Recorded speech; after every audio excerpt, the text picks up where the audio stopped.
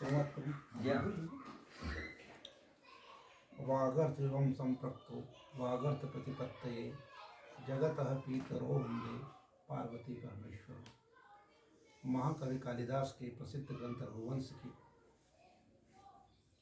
महत्वपूर्ण पंक्तियां मंगलाचरण से मैं शुरुआत करता हूँ,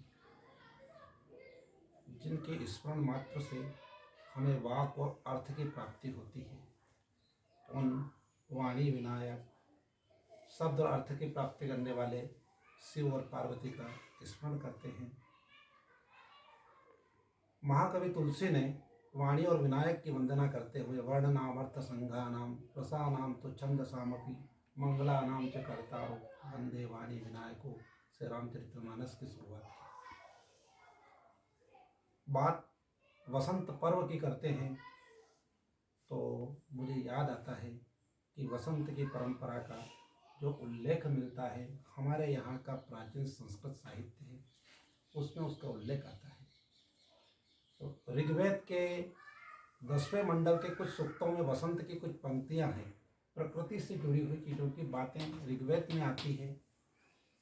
आदि कवि वाल्मीकि ने भी वसंत का वर्णन किया है, शीत वर्णन, हेमंत वर्णन, और संस्कृत काव्य के महाकाव्य परंपराकार जो भी रहे हैं उन्होंने ऋतु वर्णन अवश्य किया है।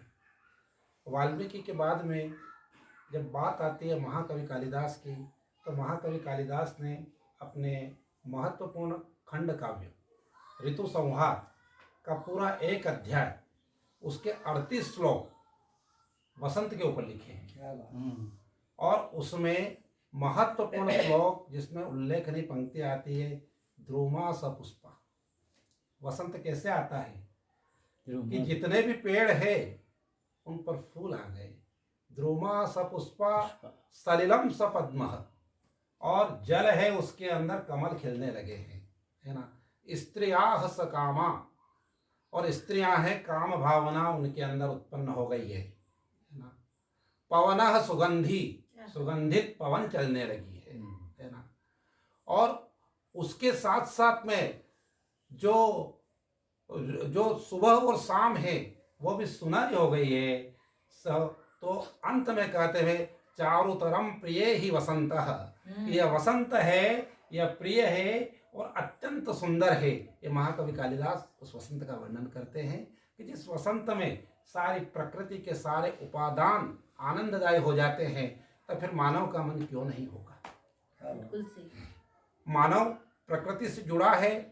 आदरणीय प्रेरणा जी ने कहा कि पंच तत्व से हमारा शरीर बना है, पंच तत्व रचित यह अधम शरीरा, और प्रकृति से इसका जुड़ाव है, तो निश्चित रूप से जो प्रकृति पर प्रभाव पड़ता है वो शरीर पर भी प्रभाव पड़ेगा। और इसी वसंत में प्रेम की भावना का प्रादुर्भाव होता है। प्रेम सृष्टि का एक महत्वपूर्ण तत्व है, क्योंकि सृष्टि का इससे सृजन होता है। इसलिए हमारे यहाँ पर काम को भी पुरुषार्थ के तृतीय भाग में रखा गया है।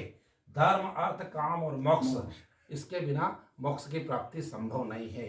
किंतु वो सृजन, वो काम कैसा हो, ये प्रकृति के साथ में बताया गया है वसंत में, कि हमारा जो प्रेम हो वो त्याग का हो, वो पुरुषार्थ का हो। भारतीय संस्कृति में काम या प्रेम आया है गृहस्थ जीवन के निर्वहन के साथ साथ में तपोवन की ओर गमन और तपस्या के माध्यम से मोक्ष प्राप्त करने की साधना है। वह कोई भोग विलास मनोरंजन नहीं है, उसके पीछे सीधा सीधा इसमें यही है। और वह चित्र, वह प्रेम सिखाता है समर्पण, त्याग, बलिदान, कर्तव्य परायणता। ये भावना जिसमें आता है वही आपका सात्विक प्रेम होता है। इसी वसंत के दिन, वसंत पंचमी पर, हमारे यहाँ के राजा दुष्यंत ने शकुंतला से प्रेम किया था, उसे अंगूठी भेंट करी थी, और उसी का पुत्र भरत, जिससे हमारे भारतवर्ष का नाम हुआ है, महत्व को प्रसंग आता है। यह वही प्रसंग है जब जनक वाटिका में जनक नंदिनी जानकी ने फूलों को तोड़ा था, और जिस समय राम वो पूजा करने के लिए आती है, राम फूल तोड़ रहे हैं, सुमन टूटने के साथ ही सुमन जुड़ गए।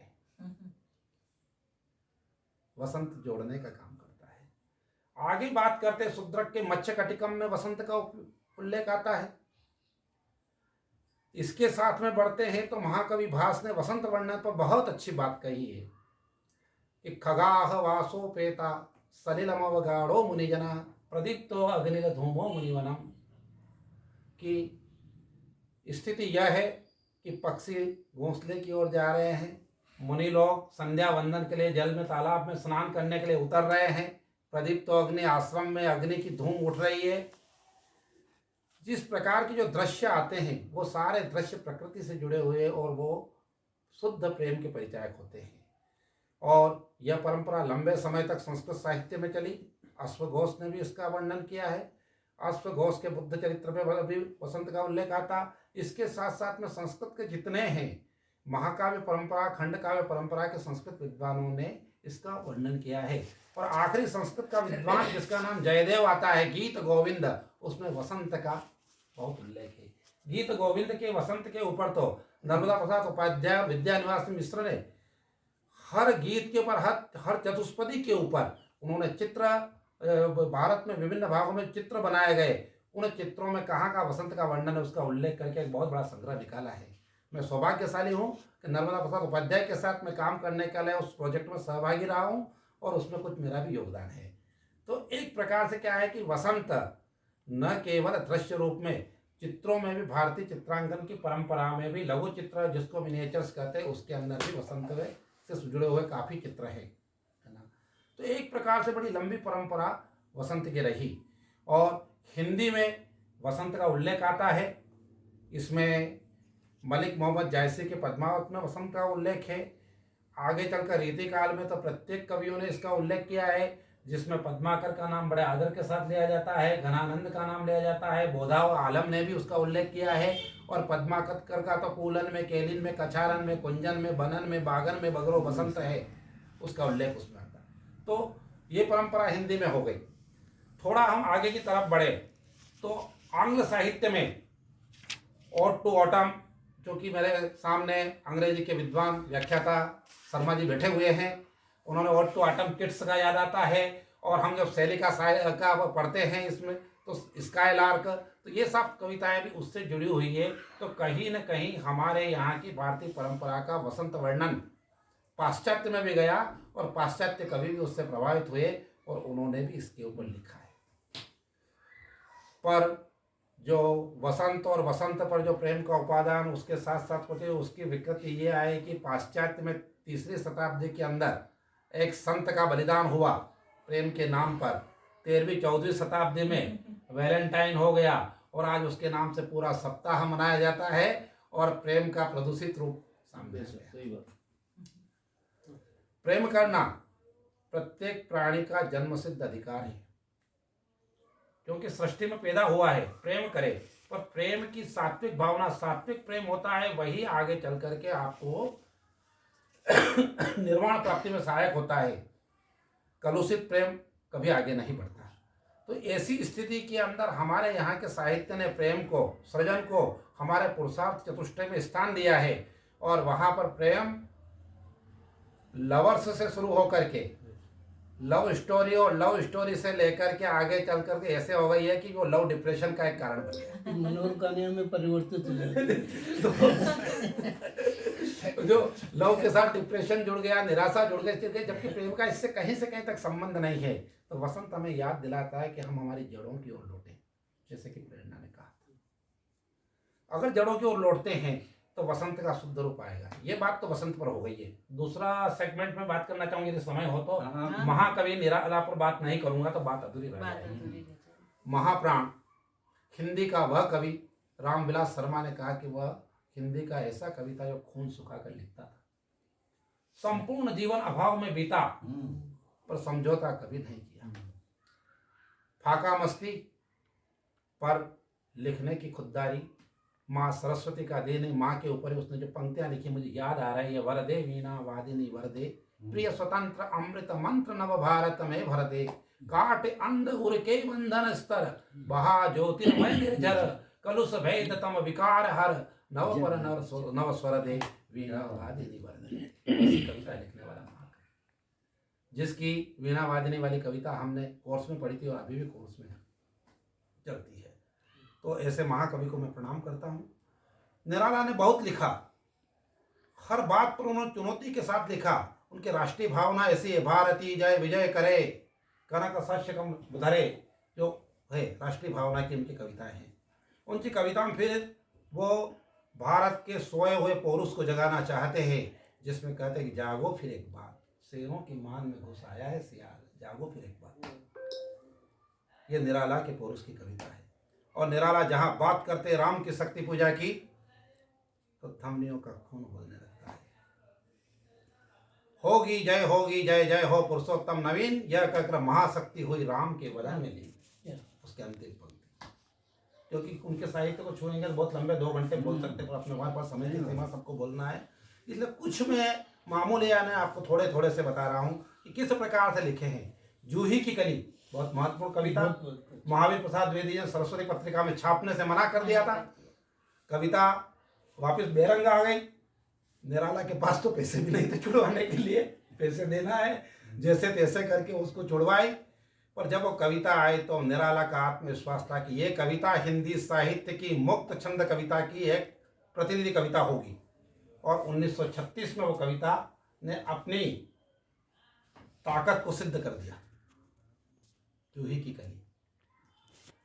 निराला ने विभिन्न प्रकार से केवल कविताओं के क्षेत्र में भी नहीं, उन्होंने चूंकि वो तमाम सामंतवादी प्रणाली, तमाम कुप्रथाओं, तमाम अंधविश्वास इसके घोर विरोधी थे, इसीलिए वो सामंतवादों पर उन्होंने करारा प्रहार किया। याद आएगा वो उनकी एक कविता है, अबे सुन बे गुलाब तेरी खुशबू घर पाए ना आप, तूने खून चूसा खाद का अशिष्ट, डाल पर इतरा रहा है बनकर कैपिटलिस्ट। चुनौती देती हुई कविता, कभी समझौता नहीं किया। पंडित नेहरू ने उन्हें लाल किले पर बुलाया कविता पाठ के लिए। बोला कि नेहरू, लाल किले पर कविता पाठ तो वो लोग करते हैं जो तुम्हारे आसपास घूमने वाले चाटुकार है। दिनकर जैसे लोगों पर कटाक्ष था। निराला झोंपड़ी में लिखता है तो निराला की आवाज समग्र भारत में गूंजती है। वो निराला का दम था। जब कभी कवि सम्मेलन में जाते थे, प्रेरणा एक कवि सम्मेलन में निराला को सहायता करने के लिए 500 रुपये दिए। 1954 दादा बालकोई बैरागी भी उस कवि सम्मेलन के अंदर थे, नए बच्चे थे उसमें सबसे पहले। 500 रुपये उनको मिले। सबसे ज्यादा पारिश्रमिक निराला को दिया। उस समय कवियों को 7 रुपये, 8 रुपये, 10 रुपये पारिश्रमिक मिलता था, क्योंकि ये निराला ग्रंथावली में यह चीज उल्लेखनीय है। और एक फुल फगर करके यार एक ग्रंथ है, अभिनंदन ग्रंथ मेरे पास में, शर्मा जी ने पढ़ा है, उसके अंदर भी ये संस्मरण है कि निराला जी 500 रुपये भी निराला जी को मिले। निराला जी लेकर के निकले 500 रुपये, स्टेशन पर आए। एक बच्चे एक बूढ़े आदमी ने उनसे कहा, एक भिखारी ने उनसे कहा कि बेटा भीख दे दे। निराला उसके पास गए, बोले तूने मुझे बेटा कहा? हाँ कहा। इसका मतलब तू मेरी माँ है? हाँ हूँ। फिर निराला की माँ भीख कैसे मांग सकती है? 500 रुपये पकड़, अब भीख मत मांगना, इतने दिन तक भीख मत मांगना, 500 तेरा एक काम चल जाता ना। कितना सरहृदय होगा। एक बार कंबल खरीदने के लिए गए अपने लिए, देखा फुटपाथ पर बहुत सारे लोग जिनके पास में कंबल नहीं है, जाड़े में ठिठुरे हैं। तो निराला जी ने कहा कि कंबलों का पूरा थान दे दे, जितने कवि सम्मेलन में पैसे थे सारे उसको दे करके वो थान लिया और ला करके वहां से उन सब कंबल गरीब अनाथों को उड़ा दिए। तो जिसके अंदर पीड़ा हो, जिसके अंदर संवेदना हो, जिसके अंदर यानी ये भावना हो, वो ही कवि हो सकता है। हर कोई व्यक्ति कवि नहीं हो सकता। मुझे याद आता है प्रेरणा का, जब इसके साथ बाजार जाता हूँ, बहुत घूमता हूँ साथ में। ये यूँ तो बहुत कंजूस है, पर जब कभी कोई छोटा बालक मिल जाता है या कोई खिलौने वाला है, छोटे मोटे चीज़ मिल जाता है इस प्रकार से, तो वहाँ कोई भाव मोल नहीं करना, बस उसको सहायता करने के लिए उससे दुगनी चौगुनी जो भी कीमत दे करके, कभी कहता हूँ क्या क्यों लुटा रही पैसा, मैं खो देता हूँ, पर इसको सुख मिलता है। ये सरहृदयता कवियों में होती है। हम समीक्षक और लेखक बड़े कठोर और क्रूर होते हैं।